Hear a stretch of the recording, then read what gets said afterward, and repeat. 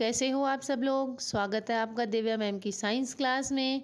तो बच्चों, एग्ज़ाम्स में बहुत ही कम दिन रह गए हैं और अब मैं देख रही हूँ वीडियोस पे व्यूज़ भी बढ़ रहे हैं। इससे मालूम चल रहा है कि तुम लोगों को अब पढ़ाई की कद्र होने लगी है और वीडियोस देख रहे हो। लेकिन बच्चों, अगर आप लोगों को मेरी मेहनत अच्छी लग रही है, इतनी मैं आपके लिए मेहनत कर रही हूँ, तो आपको कमेंट भी करना चाहिए और वीडियो को लाइक भी करना चाहिए, क्योंकि एक थैंक यू का कमेंट तो बनता है।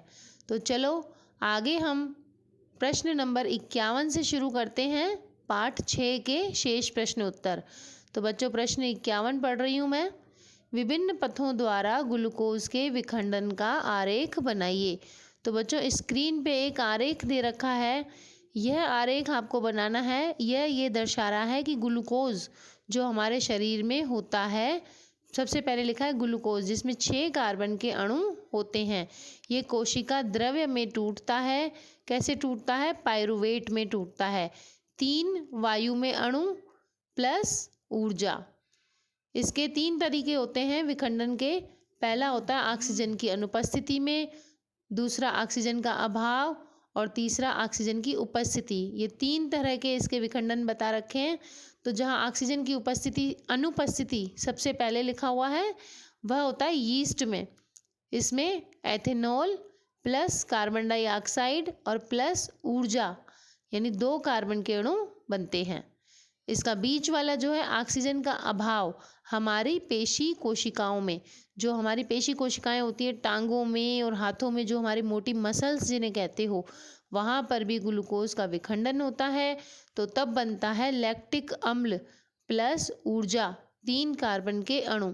तो बच्चों, ये जो लैक्टिक अम्ल बनता है हमारी पेशी कोशिकाओं में, इससे संबंधित प्रश्न भी पूछा जाता है बोर्ड में कि जब ग्लूकोज हमारी पेशी कोशिका में टूटता है तो क्या बनता है।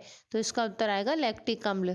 अब इसी ग्लूकोज का तीसरा तरीका है ऑक्सीजन की उपस्थिति में। यह होता है माइटोकॉन्ड्रिया में और इससे बनता है कार्बन डाइऑक्साइड प्लस जल प्लस ऊर्जा।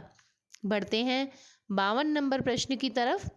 बहुत ही सिंपल प्रश्न है और ये बहुत इंपॉर्टेंट प्रश्न भी है। प्रश्न है, दोहरा परिसंचरण किसे कहते हैं। तो बच्चों, मनुष्य में रक्त परिवहन के प्रत्येक एक चक्र में रक्त हृदय में 2 बार आता है। इसे ही दोहरा परिसंचरण कहते हैं। यानी हमारा जो हृदय है उसमें से 2 बार रक्त गुजरता है, इसे दोहरा परिसंचरण कहते हैं। प्रश्न 53 है, प्लेटलेट्स द्वारा अनुरक्षण कैसे होता है। प्लेटलेट्स जो होती हैं बच्चों हमारे शरीर में रक्त में होती हैं, ये अनुरक्षण कैसे करती हैं। इसका उत्तर है शरीर से रक्त स्त्राव होने पर, यानी रक्त स्त्राव मतलब बहने पर। जब चोट लग जाती है, जब रक्त बहता है, तो प्लेटलेट कोशिकाएं चोट लगे हुए स्थान पर जाल बनाकर रुधिर का थक्का बना देती हैं। रुधिर रक्त को ही कहते हैं, जिससे रक्त स्त्राव का मतलब होता है रक्त बहना बंद हो जाता है। अगला प्रश्न है 54 नंबर का, हमारे शरीर में हीमोग्लोबिन की कमी के क्या परिणाम हो सकते हैं। तो बच्चों, इसका उत्तर है हीमोग्लोबिन की कमी से शरीर में रक्त की कमी हो जाएगी, जिससे एनीमिया का रोग हो जाएगा और साथ ही O2 एवं CO2 का परिवहन भी प्रभावित होगा।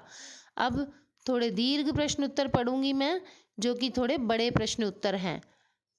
प्रश्न नंबर 55 है, अमीबा में पोषण को सचित्र समझाइए।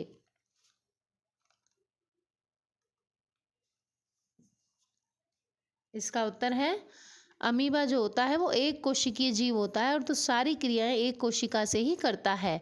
उत्तर, अमीबा कोशिकीय सतह से अंगुली जैसे अस्थायी प्रवर्ध यानी पादाप, अमीबा में क्या बन जाते हैं, पादाप बन जाते हैं। वो उंगली की तरह उभार होते हैं।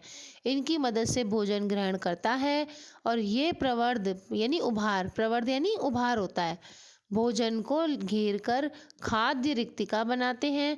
खाद्य रिक्तिका, खाद्य मतलब भोजन, रिक्तिका मतलब खाली सी पोटली टाइप। तो खाद्य रिक्तिका में जटिल पदार्थों का अपघटन सरल पदार्थों में किया जाता है और वे कोशिका द्रव में विसरित हो जाते हैं। यानी कि ये जो खाद्य रिक्तिका बनती है इसमें भोजन के कण फंस जाते हैं और इनका पोषण हो जाता है और ये कोशिका द्रव में चले जाते हैं। इसका पूरा चित्र है, वो चित्र ध्यान से देखना, तब आपको ज़्यादा समझ में आएगा। तथा बचा हुआ अपशिष्ट पदार्थ कोशिका की सतह की ओर गति करता है और शरीर से बाहर निष्कासित कर दिया जाता है। तो इसका चित्र है, ए में दिखा रखा है अमीबा का चित्र, जिसमें एक केंद्रक है और इसके पास में एक लाल रंग का खाद्य कण पड़ा हुआ है। चित्र बी में अमीबा ने 2 उंगली जैसे पादाप बना लिए। इन पादापों से उसने खाद्य पदार्थ को घेर लिया और तीसरे चित्र में इसने खाद्य पदार्थ को घेर कर एक खाली सी रिक्तिका बना ली और इसमें खाद्य का कण पड़ा हुआ है और डी चित्र में इसने ये खाद्य को कण को पचाना शुरू कर दिया। प्रश्न 56 है, मानव पाचन तंत्र का नामांकित चित्र बनाइए। तो बच्चों ये सिर्फ चित्र जो है इसकी अगर आप प्रैक्टिस कर लेते हो तो यह आपको सीधे सीधे 3 अंक दिला सकता है। इस चित्र को बनाने की प्रैक्टिस करना और इसके नाम भी लिख लिख के याद करना। इस चित्र को मैं स्क्रीन पे थोड़ी देर के लिए रखती हूँ और नहीं तो तुम्हारी बुक में भी ये अच्छी तरह से बना हुआ है। प्रश्न 58, क्षुद्रांत में पाचन क्रिया समझाइए। क्षुद्रांत कार्बोहाइड्रेट, प्रोटीन तथा वसा के पूर्ण पाचन का स्थल है। क्षुद्रांत मतलब बच्चों छोटी आंत होती है, तो छोटी आंत में कार्बोहाइड्रेट, प्रोटीन, वसा ये तीनों पचते हैं और इस काम के लिए छोटी आंत में आंतरीय रस, आंतों से जो रस होता है वह स्रावित होता है, यानी कि वो निकलता है, एवं यकृत तथा अग्नाशय ग्रंथियों से क्रमशः पित्तरस और अग्नाशयी रस भी प्राप्त करता है। यानी यकृत से कौन सा रस आता है? पित्त रस। अग्नाशय ग्रंथियों से अग्नाशय रस आता है। पित्त रस भोजन का माध्यम क्षारीय बनाता है एवं वसा का पायसीकरण करता है। इसको अंडरलाइन करना। पित्त क्या करता है? वसा का पायसीकरण, यानी वसा को छोटे छोटे टुकड़ों में, बूंदों में बदल देता है। पायसीकृत वसा का पाचन लाइपेज एंजाइम करता है। अग्नाशयी रस का ट्रिप्सिन एंजाइम प्रोटीन का पूर्ण पाचन करता है। आंतरीय रस यानी कि आंत के जो रस होते हैं इसमें जो एंजाइम उपस्थित होते हैं अंत में प्रोटीन को किस में बदलते हैं? अमीनो अम्ल में, और जटिल कार्बोहाइड्रेट को ग्लूकोज में और वसा को वसीय अम्ल और ग्लिसरॉल में परिवर्तित कर देते हैं। अब है प्रश्न नंबर 59 यानी 59, वायवीय श्वसन एवं अवायवीय श्वसन में अंतर लिखिए। कुछ जीवों के नाम लिखिए जिनमें अवायवीय श्वसन होता है। बच्चों इस प्रश्न का मतलब समझो कि वायवीय श्वसन का मतलब होता है कि जो ऑक्सीजन की उपस्थिति में होता है। तो ऑक्सीजन की उपस्थिति में सांस लेने वाले जीव और ऑक्सीजन के बिना सांस लेने वाले जीवों के हमें नाम लिखने हैं और अंतर बताना है कि ये सांस कैसे ले पाते हैं ऑक्सीजन के बिना। अब इसका उत्तर देखिए, हमें सबसे पहले एक सारणी बनानी है। एक तरफ लिखना है वायवीय श्वसन यानी हवा की उपस्थिति वाला श्वसन, दूसरी तरफ लिखना है अवायवीय श्वसन। अब हमें इनके अंतर लिखने हैं। जब भी दो चीज़ों में अंतर लिखवाए तो आप इस तरह से सारणी बनाकर बीच में लाइन कर देना और फिर अंतर लिखते जाना। पहला इसका अंतर है, वायवीय श्वसन जो होता है यह O2 यानी ऑक्सीजन की उपस्थिति में होता है, जबकि अवायवीय श्वसन ऑक्सीजन की अनुपस्थिति में होता है। दूसरा है, यह जीवों के माइटोकॉन्ड्रिया में होता है वायवीय श्वसन, जबकि अवायवीय श्वसन कुछ जीवाणुओं में और यीस्ट में होता है। वायवीय श्वसन में उत्पाद बनते हैं कार्बन डाइऑक्साइड और जल, जबकि अवायवीय में इथेनॉल और कार्बन डाइऑक्साइड बनते हैं।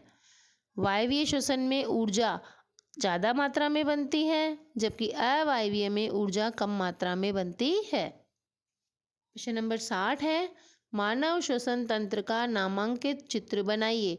तो बच्चों श्वसन तंत्र का चित्र आपके स्क्रीन पर है, इसे थोड़ी देर के लिए स्क्रीन पर रखूंगी मैं, और इसका अच्छी तरह से चित्र देखने के लिए आप अपनी किताब में देखिए और इस चित्र की प्रैक्टिस करिए।